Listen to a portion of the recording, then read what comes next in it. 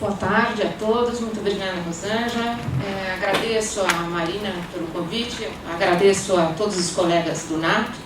Acho que interlocuções é um bom título, né? Interlocuções entre áreas, interlocuções interinstitucionais, tudo inter, é ótimo.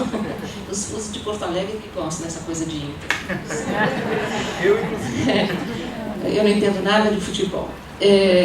Mas, enfim, interlocuções, acho um bom título e é um pouco o que eu trouxe aqui. Na verdade, o que eu quero falar é sobre uma pesquisa que eu estou fazendo há alguns anos e, a partir dessa pesquisa, trazer alguns elementos para refletir sobre a questão das fontes. Há alguns anos eu venho estudando os mocambos de Palmares, que, como todos sabem, foi um dos mais duradouros e extensos assentamentos de escravos fugitivos da história da escravidão no Brasil. Os primeiros mocambos se formaram no sul do que era então a grande capitania de Pernambuco, no início do século XVII. Eles crescem muitíssimo durante a invasão, a ocupação holandesa, 1630 a 54, e formam uma rede de mocambos com uma estrutura política e militar de matriz centro-africana, que foi reconhecida como tal pelas autoridades coloniais. Eu acho que essa é a grande diferença, talvez, da minha abordagem da história dos mocambos de Palmares em relação à bibliografia na qual eu me apoio, mas da qual eu discordo em grande parte. Na segunda metade do século XVII, os mocambos resistiram a várias expedições enviadas contra eles e foram destruídos em 1694. O Zumbi, a sua última liderança, é morto em 95 e há ainda notícias que se entram pelo século XVIII, mas já sem essa pujança das décadas de 60 e 70 do século XVII, que é onde eu concentro minha pesquisa. O que eu trago aqui é, de certa maneira, nenhuma novidade e alguma novidade. Nenhuma novidade porque o meu exame está circunscrito, ao contrário do Rivair. Eu vou ficar numa fonte, que é a fonte mais conhecida para estudar a história de Palmares, que é uma crônica que foi escrita que vocês veem aí, a primeira página.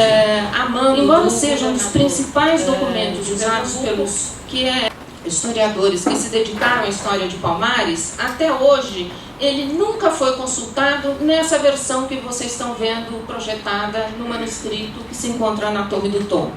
Ele foi consultado e lido por esta transcrição que foi feita no século XIX e publicada na revista do Instituto Histórico e Geográfico Brasileiro em 1859, a mando do conselheiro Drummond, um desses grandes do Império, que era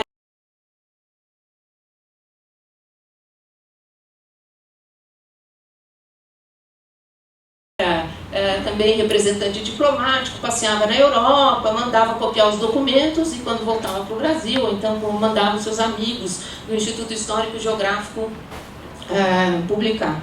É muito interessante, porque publicando isso em 1859, todos os historiadores falam da existência de um documento na Torre do Tombo, mas nunca falam que existe, sempre leram a partir dessa transcrição. Mais interessante ainda, com títulos muito diferentes, é interessante, eu não vou me estender muito sobre a história do documental, mas essa é a cópia feita no século XIX que deu origem à publicação. Então existe cópia do século XIX manuscrita, publicação do século XIX. Todo mundo lê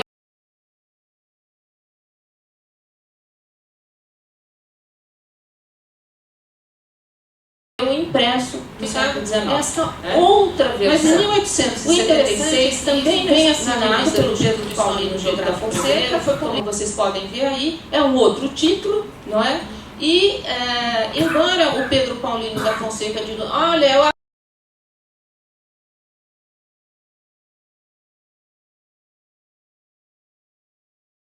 até aqui copiei direitinho, né? Eu me baseei no manuscrito existente na Biblioteca de Évora. O que ele faz, na verdade, ele recria. O que hoje em dia se chama apropriação criativa. Ele se apropria criativamente E ele não transcreve, ele recria o documento e dá a ele uma conclusão. Por quê?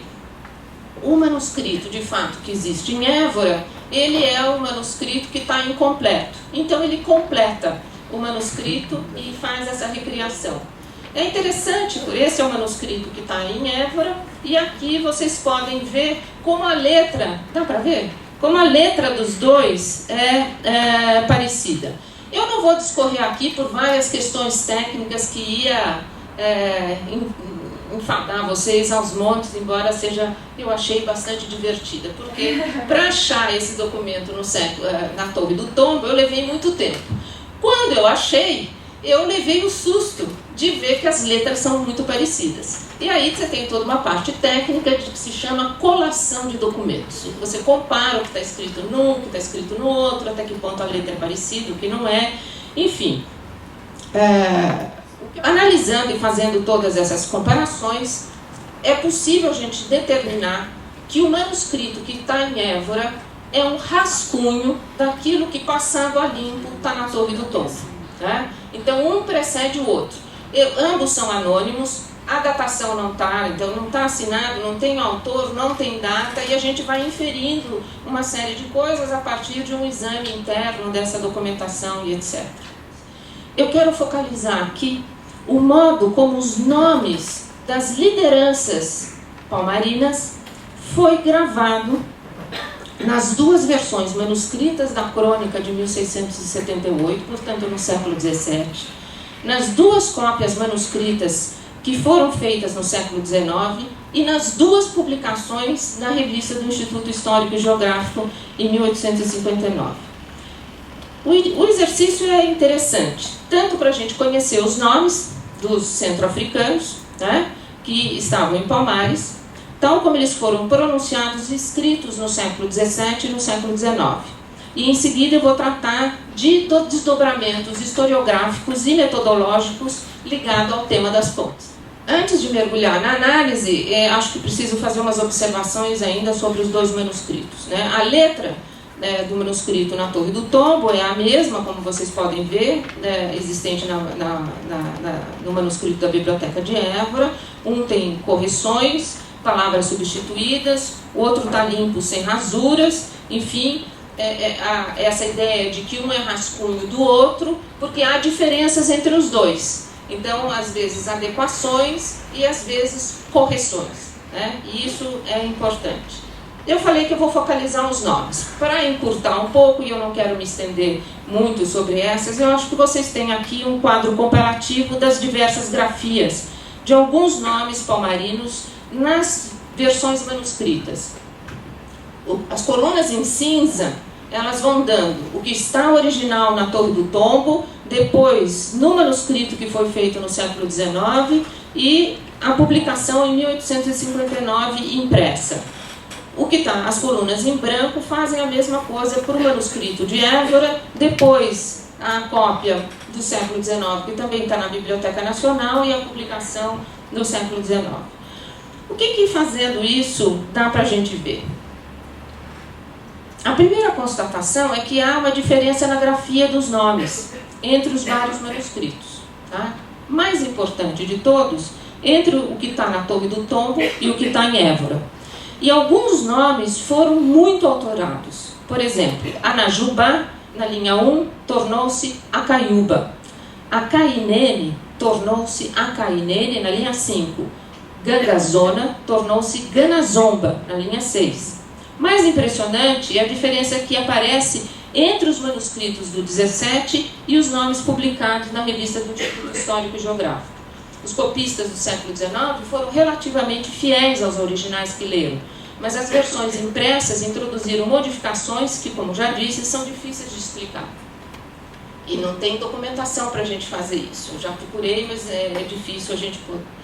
Aqui uma espécie, eu sempre comparo isso com a brincadeira infantil, de que um conta a palavra para o outro, só que a brincadeira você sabe qual é, tem sempre o que conta, como chegou, para ver como era no original, e aqui a gente não tem o original. Infelizmente a gente não tem essa possibilidade, né? E a gente tem que tomar decisões. Quais os critérios para tomar decisão? Eu considero, por exemplo, Aka e Nene uma leitura melhor do que está no manuscrito, e sobretudo no manuscrito original de Évora, e na cópia passada a limpo do Tombo do Tombo, do que Arotirene, Akatirene ou Akainene, como nas publicações posteriores. Né? É interessante a gente notar que todo mundo aqui já deve ter ouvido falar de Acotirene, né? Mas pouca gente se dá conta de que originalmente era Akainene. E Akainene, grafado separadamente, é algo muito interessante. É possível comparar o nome Akainene em vários aparecimentos nessas duas fontes, trabalhando sempre no século XIX. Há alterações entre elas também. Às vezes aparece Jaka-Inene, né? Porque o J às vezes tem o som de I ou Aka-Inene na versão final, não é? Ou às vezes Aqua-Inene. Mais uma vez, as comparações caminham sobre dados precários, mas a consulta a fontes centro-africanos permite identificar um rei fundador do reino do Lodongo, que se chamava Ngola Inene, traduzido por Beatrix Heinze como Angola o Grande. Temos assim um caminho para reinterpretar os documentos e chegar a nomes centro-africanos um tanto diferentes daqueles adotados pela historiografia. Já percorri alguns desses caminhos e os resultados são bastante interessantes. Não é o caso de indicá-los aqui. Interessa mais, nesse momento, seguir outras possibilidades analíticas para ficar no âmbito dos objetivos da mesa. Uma segunda alternativa é comparar o modo como esses nomes aparecem em outros documentos. Porque aqui nós temos uma crônica, né? Podemos comparar o que aparece nessa crônica com o que aparecia na documentação administrativa contemporânea a essa crônica. Como vocês sabem, 1678 é o momento do acordo de paz entre Palmares e as autoridades coloniais. Esse acordo de paz, em torno dele, há uma infinidade de cartas que saíram de Pernambuco e chegaram em Lisboa. Então, vamos sair de Akainene para Ganazumba. O quadro comparativo permite observar a nomenclatura e o contexto de escrita dos documentos. As autoridades pernambucanas chamam o líder de Palmares, que está negociando com eles, de Ganazumba, ao passo que o escrivão do Conselho Ultramarino nomeia essa liderança como Garizumba. Esse não é o único caso em que nomes e também informações se alteram na travessia do Atlântico. Vocês podem ter aqui, eu fiz para Ganazumba, para Ganazona, né? É interessante porque as informações vão de Pernambuco a Lisboa, elas se alteram, a grafia dos nomes se altera também. Se a gente olha isso com mais vagar, as notícias que eram enviadas de Olinda e Recife eram muitas vezes resumidas nas consultas que subiam ao soberano. Essa é a praxe. Vem a carta produzida e escrita em Recife ou em Olinda, chega em Lisboa, eles discutem e eles consultam o soberano e resumem a correspondência recebida. O melhor exemplo é um parecer emitido em 26 de janeiro de 1680, que reuniu informações de cartas enviadas no período de quase 2 anos. Esse é um período muito rico, porque eles estão discutindo muito no Conselho Ultramarino, o governador em Pernambuco está fazendo o acordo, as notícias chegam em Lisboa e eles não sabem que atitude tomar e vão empurrando a história com a barriga, para ver o que vai acontecer. Em 1680, esse é o final do processo já. Ao resumir os acontecimentos narrados por Rego Barros, que é o provedor da fazenda que está em Pernambuco, que tinha escrito a carta, a consulta registra que, por força da guerra feita por Fernão Carrilho, que era o comandante das grandes guerras de 1677 e 78, eles dizem exatamente o seguinte, eu vou ler, trouxe o pedacinho, está lá o manuscrito e está lá a transcrição.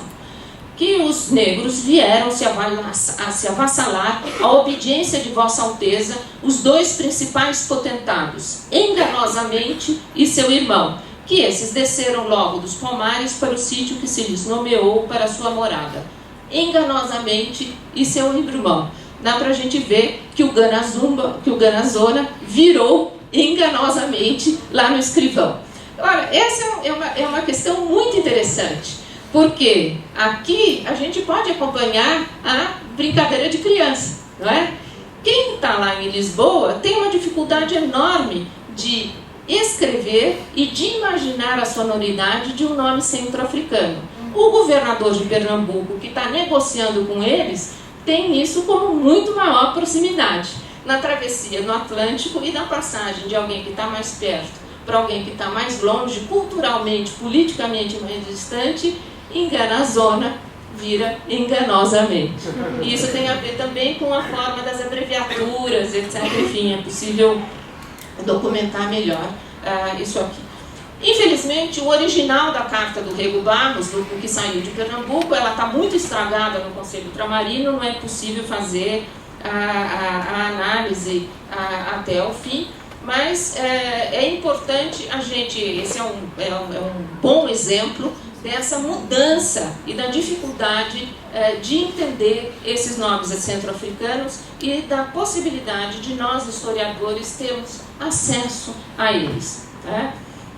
É preciso tomar cuidado. Essas coisas também a gente não pode ir concluindo rapidamente, porque a variedade de grafia dos nomes próprios não acontece só com gente culturalmente e politicamente distante, também com nomes europeus ou não portugueses, né? Muitas vezes se aportuguesam os nomes, mas com os nomes europeus e mesmo palavras comuns do português do século XVII, a variação de grafia é grande. Do mesmo modo, tem falhas, os copistas pulam linha, escrevem errado, não há uma grafia uniformizada, como hoje nós conhecemos, e assim. Mas o exame cruzado dessas fontes, que registram os nomes em contextos de produção dos documentos, revela uma lógica de alteração. As anotações variam conforme a maior ou menor proximidade daquele que escreve com os eventos e as pessoas neles envolvidos. Há uma lógica subjacente a esse tipo de modificação que tem a ver com a distância social e política em relação aos acontecimentos e aos personagens neles atuantes. Na documentação produzida em Pernambuco, as autoridades coloniais ou os soldados que tiverem contato direto com as lideranças de Palmares, os nomes guardam maior proximidade com a sonoridade centro-africana do que ao atravessar o Atlântico e com as notações que são feitas em Lisboa por conselheiros régios ou escrivães pouco acostumados aos sons centro-africanos. Nesse sentido, é importante perceber o registro da nasalização que aparece nesses documentos. Eles mencionam Angana, engana, indicando que talvez o mais correto, se seguirmos os registros feitos por aqueles que estiveram mais próximos desses homens, seja grafar, adotando a notação moderna das línguas centro-africanas, engana, zona, e engana, zumba, com N, G, A, N, A, zumba. Tá? Essa possibilidade é ainda reforçada pelo fato de a relação de 1678 trazer a tradução desse nome. Engana Zumba, diz o cronista, quer dizer senhor grande. De fato, é esse o significado da palavra engana em Quimbundo, conforme já indicou John Thornton, por outros caminhos. Eu podia estender a análise, eu tenho brincado muito com esses nomes nos últimos tempos, é bastante divertido. Eu vou falar um pouquinho só do Zumbi, tal como ele é conhecido hoje, o líder dos Palmares, que foi morto em 1695, que aparece nomeado de muitas formas. Zambi, na relação de 1678, na documentação administrativa, então ele aparece como Zombi, Zomboy, Zombi com I, com Y, até Zumbim.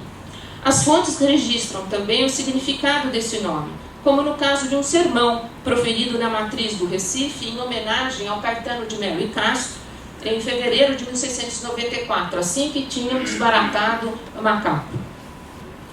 O Domingos Jorge Velho e o João Fernandes Vieira, então, em homenagem à grande vitória, há missas formais, e o vigário da matriz do Recife, que se chama Antônio da Silva, ele faz um imenso sermão comparando Caetano de Melo de Gasto a Davi e Golias, várias remissões, é um sermão interessantíssimo.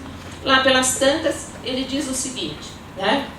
E se o nome do governador dos negros era Zumbi, esta foi a maior vitória que se viu. E se esse era Zambi, esta também é a maior vitória que se viu. E nem se há de ver. Zumbi quer dizer demônio. Vencer um demônio armado em campo é triunfo só de Deus. Zambi quer dizer Deus. Vencer um Deus nunca se viu, nem se há de ver. Esta é, fiéis, a vitória de que vimos aqui dar graças a Deus, ao Senhor sacramentado, vitória que só um Deus alcança, vitória que nunca se viu, nem se há de ver. E esse é muito interessante, porque eles têm noção, no Recife, né, dos nomes centro-africanos e dos seus significados. Né? Isso está na documentação. Aqui o sermão, eu acho que ninguém viu esse sermão. Então, quer dizer, o Barão de Stuttgart viu, mas nunca publicaram. Mas é possível a gente encontrar aqui e ali na documentação algumas dessas traduções que eu diria de época. Né? Esse exercício de análise, do qual eu estou dando aqui umas breves exemplos, eu acho que permite a gente chegar a algumas conclusões. E é a partir dessas conclusões que eu quero fazer alguns comentários historiográficos. O primeiro comentário é que eu não estou trabalhando com fontes novas. Trata-se, eu acho, de um modo mais cuidadoso e lento de examinar os textos disponíveis, de cotejar os elementos dispersos e frágeis com outros documentos, dicionários, relatos de época, cruzar crônica com documentação para fazê-los falar. Então, acho que essa é a primeira coisa que eu gostaria de trazer para essa discussão. Não é só novas fontes, mas revisitar as nossas velhas fontes e poder encontrar originais, cruzar, saber contexto de produção e assim por diante. Isso tem a ver com um exercício analítico que tem uma relação direta com uma postura metodológica que eu considero fundamental para o conhecimento da história dos mocambos dos Palmares e, por extensão, da África no Brasil. Eu não tenho dúvida de que é preciso voltar aos manuscritos, prestar atenção ao contexto em que esses textos foram produzidos, nos sujeitos que escreveram, na situação em que eles foram escritos. Exatamente por isso, o uso de transcrições impressas em momentos muito posteriores e a partir de seleções e critérios diversos que jamais são levados em conta na análise pelos historiadores, como tem feito a historiografia sobre Palmares, não me parece um bom recurso. Lidar com documentos textuais, e para quem trabalha com o século XVII é o que nos sobra, a gente não tem, no caso português, imagens e tudo isso, escritos por autoridades coloniais, que são os únicos que nós temos, porque os escravos deixaram pouquíssimos documentos, e os africanos também, e para épocas mais afastadas, menos ainda, requer muito cuidado. Há que se levar em consideração a falta de normatização da escrita do século XVII, e especialmente a presença do oral no textual, ainda mais quando a gente lida com história e com gente centro-africana, que é essencialmente oral. Então, nós temos aqui uma questão metodológica que eu acho que é bastante interessante. Não é só levar em consideração o contexto de produção, quem escreve, para quem está escrevendo, com que intenções, mas levar em consideração o oral e o textual. E jogar isso não para a dimensão que temos hoje de oral e textual, mas no século XVII. E levar em consideração as condições da escrita no século XVII. É preciso conhecer, então, essas diferentes dimensões para poder avaliar as condições, no meu caso, dos nomes, em que os nomes foram registrados e que nós lemos tantos séculos depois nos arquivos. Tá? Em terceiro lugar, é preciso considerar que o exercício não é destituído de problemas e de consequências, ou consequências e problemas interpretativos. Não se trata de escolher uma grafia mais adequada. Às vezes é isso, você fica lá tentando com a lupa olhar o manuscrito e ver se aquilo aquilo era um R, ou se era um M, ou se era o que era, para ver quem é que está mais certo. Mas na hora que você chega a Gana Zumba e não Ganga Zumba, como eu estou propondo, né, a gente esbarra numa tradição interpretativa da história de Palmares, que desde Nina Rodrigues fincou o pé em Nganga e chamou Nganga de um líder religioso e deu aos Palmares uma estrutura e uma interpretação que está assentada no entendimento de Nganga Zumba e não de Ngana Zumba. O G aqui faz toda a diferença. Escolher Gana e não Ganga certamente recoloca em pauta o debate que desde Nina Rodrigues se faz em torno dos aspectos religiosos, políticos ou militares das lideranças palmarinas. Né? Vários autores têm afirmado que Ganga e Zambi, ou Zumbi, são títulos, não nomes de indivíduos, discutindo-se se Ganga, entendido como corruptela de Nganga, tem um caráter religioso e assim, como assim querem, desde o Nina Rodrigues, o Stuart Schwartz, ou militar, como defende o Martins de Freitas. O Raymond Kent estudou equivalências entre os nomes mencionados na relação de 1678 e as palavras do Quimbundo, e foi arduamente criticado por Robert Anderson.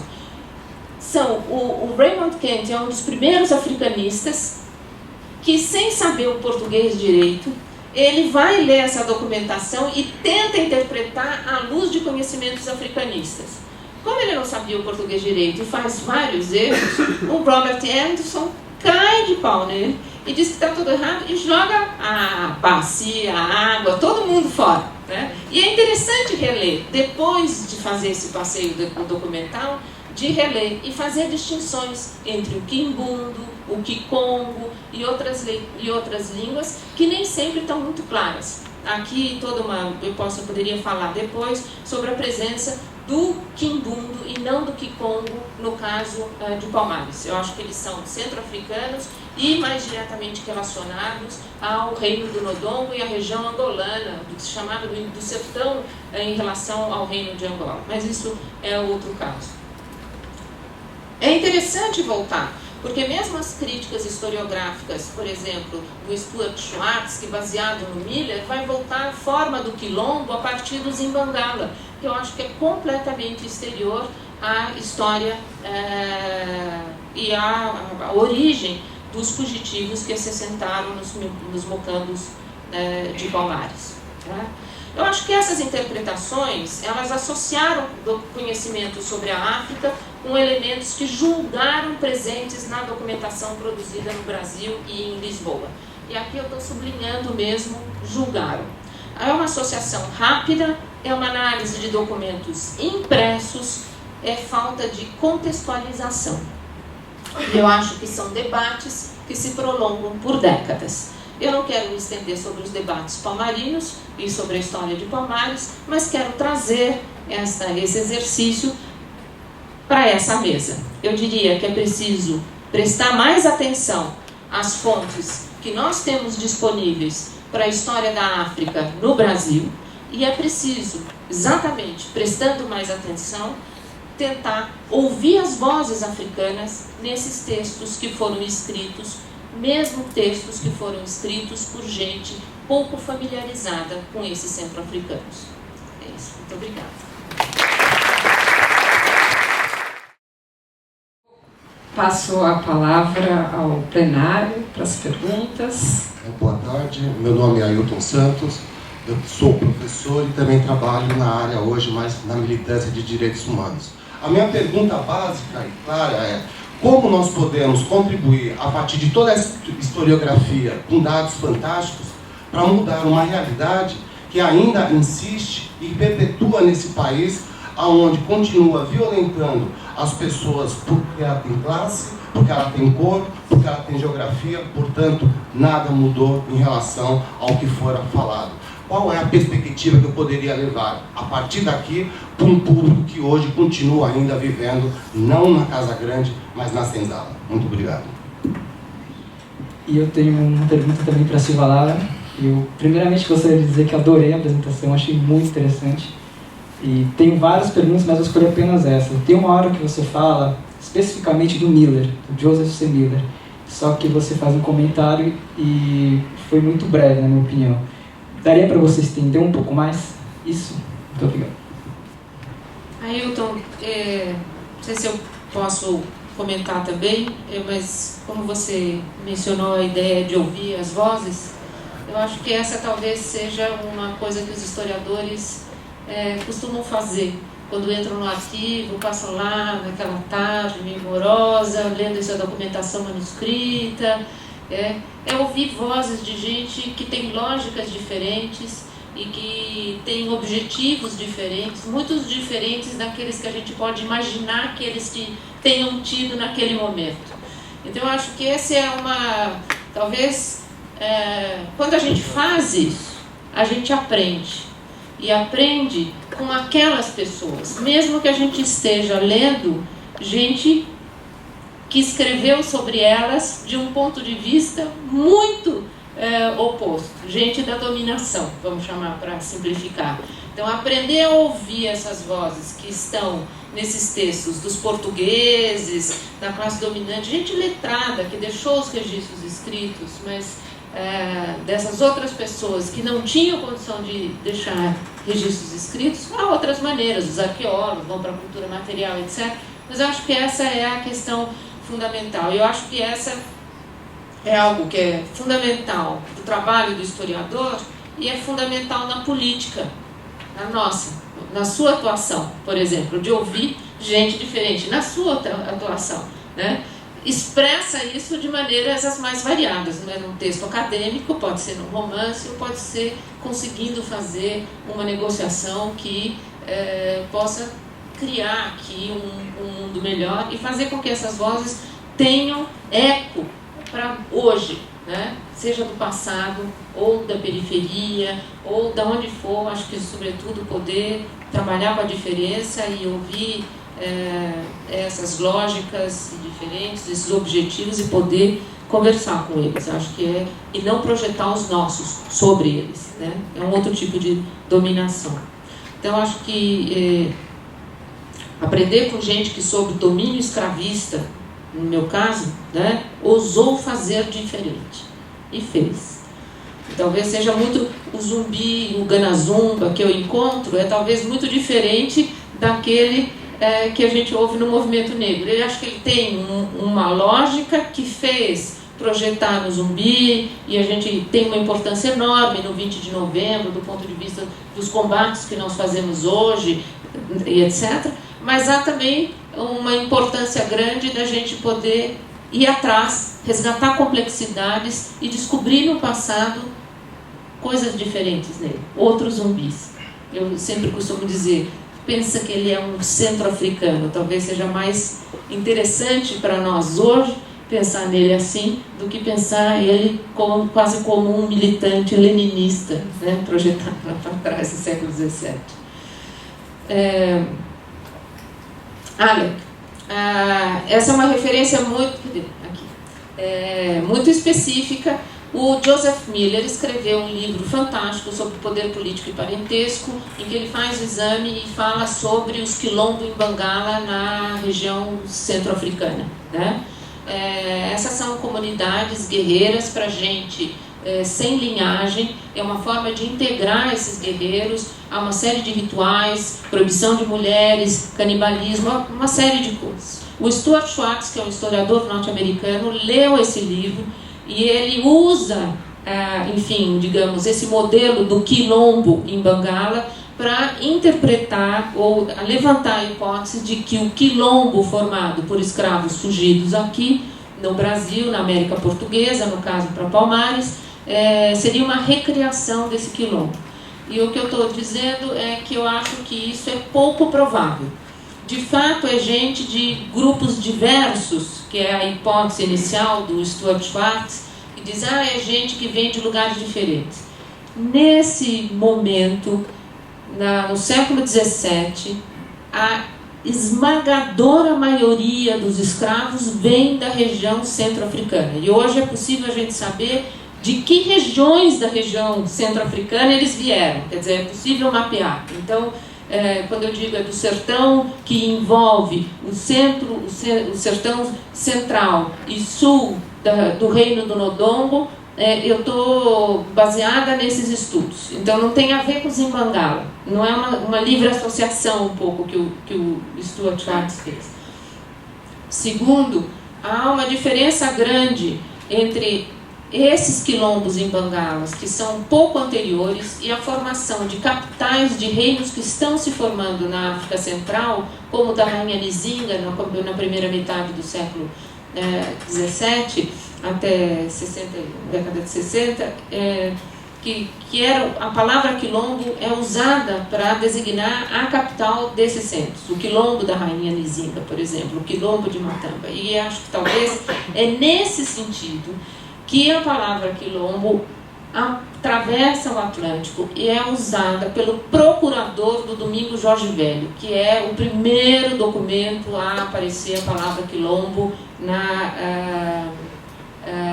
aqui desse lado do Atlântico. Então, o que eu estou só apontando é preciso tomar mais cuidado para não fazer esse tipo de associação e poder rastrear melhor. Eu faço o caminho diverso do Paulo aqui. Eu vou rastreando para poder diferenciar e poder ter hipóteses mais documentadas.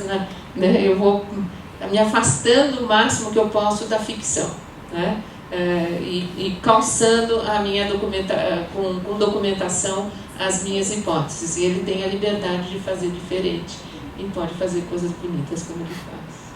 E fortes.